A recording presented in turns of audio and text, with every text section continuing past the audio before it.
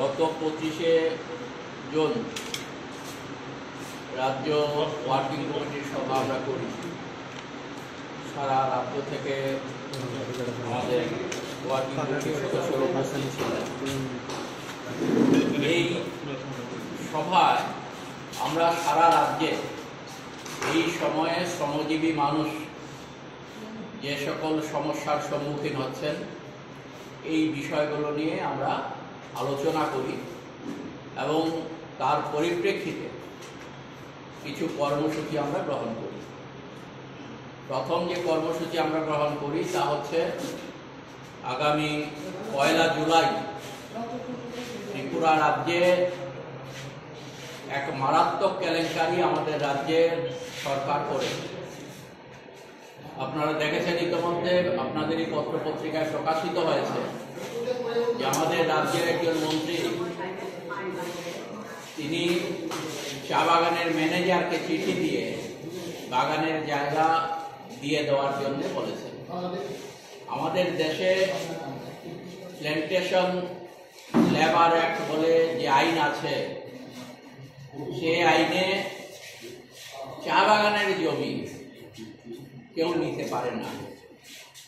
একমাত্র জাতীয় স্বার্থে যদি কোনো কাজ হয় এবং সেটাও ডিএম বিশেষভাবে উদ্যোগ গ্রহণ করে এই জমি নেওয়ার কাজটা করতে পারেন, তাও যদি খালি জায়গা।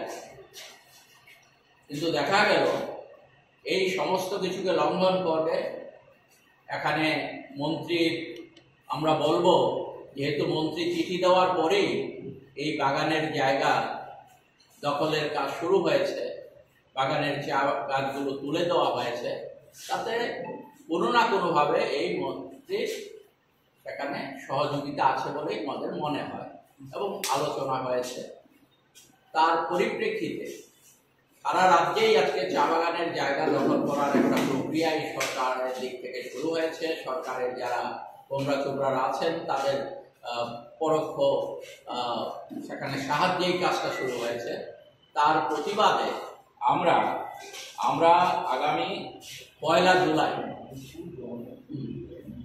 এই জগন্নাথপুর ছাড়াও মোহনপুরও এরকম ঘটনা ঘটেছে, আরো কিছু কিছু চা বাগানে এই সমস্ত ঘটনা ঘটছে।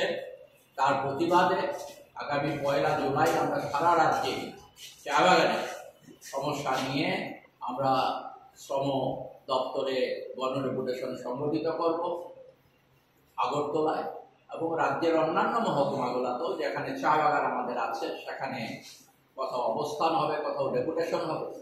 যে সমস্ত মহকুমাগুলোতে চা বাগান নেই সেই সমস্ত মহকুমা থেকেও চিফ সেক্রেটারিকে অ্যাড্রেস করে মহকুমা শাসকের মারফতে ডেপুটেশন প্রদান করা হবে, যাতে অবিলম্বে এই বেআইনি কাজ বন্ধ করার জন্য রাজ্য সরকার ব্যবস্থা গ্রহণ করে 1 জুলাই কর্মসূচি আমরা গ্রহণ করেছি। আগামী 4 জুলাই পরিবহন ক্ষেত্রের শ্রমিকদের যে সমস্যা আছে, আমাদের পরিবহন ক্ষেত্রের শ্রমিকদের উপর দেখেছেন ইতিমধ্যে একটা দানবীয় আইন চাপিয়ে দেওয়ার চেষ্টা করা হয়েছে এবং তার পাশাপাশি তাদের উপরে এরকম ধরনের হেনস্থা করা হচ্ছে, যার ফলে পরিবহন ক্ষেত্রের শ্রমিকরা মারাত্মকভাবে ক্ষতিগ্রস্ত হচ্ছেন। তারই প্রতিবাদে রাজ্য কেন্দ্রে সারা রাজ্য থেকে শ্রমিকরা আসবেন পরিবহন ক্ষেত্রে। তারা আগামী 4 জুলাই মোটর স্ট্যান্ডে জড়ো হয়ে পরিবহন এর সাথে যুক্ত আমাদের যে অফিস আছে এই বিবেকানন্দ ময়দানের উত্তর দিকে, সেখানে তারা গণডেপুটেশন সংগঠিত করবে।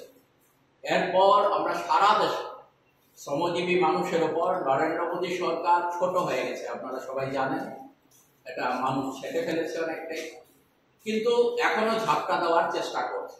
মানুষের ক্ষতি করার জন্য এই সরকার 100 দিনের একটা পরিকল্পনা গ্রহণ করেছে ইতিমধ্যে এবং সেই পরিকল্পনার মধ্যেই যে শ্রম কোডকে পাস হওয়ার পরও, আইনে রূপান্তরিত হওয়ার পরও কার্যকর করতে সাহস পায়নি, তারা নতুন করে তা কার্যকর করার জন্য উদ্যোগ গ্রহণ করেছে।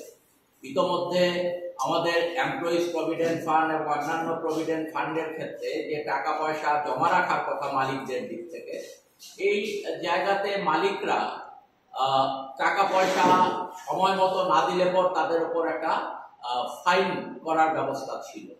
সেটা কমিয়ে দেওয়া হয়েছে, যাতে মালিকদের সুবিধা করে দেওয়া হয়েছে। মালিকরা যখন খুশি টাকা দেবেন, যখন খুশি দেবেন না, এটা মালিকদের স্বার্থে, শ্রমিকদের স্বার্থে না।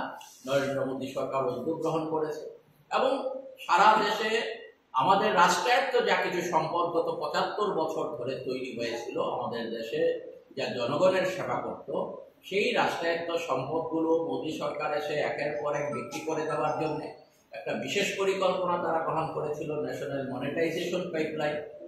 এবং এটাকে আরো ব্যাপকভাবে কার্যকর করার জন্য সমস্ত রাষ্ট্রায়ত্ত ক্ষেত্রগুলো বেসরকারি হাতে তুলে দেওয়ার জন্য একটার পর একটা পরিকল্পনা বিভিন্ন দপ্তরগুলো গ্রহণ করেছে। এই দাবিগুলো যেমন আছে, তার পাশাপাশি আমাদের রাজ্যে সুবর্ণ সুযোগ, পশ্চিমবঙ্গের নামি দামি কলেজে একদম কম খরচে বিএড, ডিএলএড, ডি ফার্মা এবং নার্সিং করার সুযোগ। ভর্তি সংক্রান্ত বিষয় BEd, D pharma, DElEd, nursing course করানোর সুবর্ণ সুযোগ নিয়ে এসেছি আমরা। স্বল্প খরচে BEd, DElEd, D pharma, nursing করার সুবর্ণ সুযোগ রয়েছে।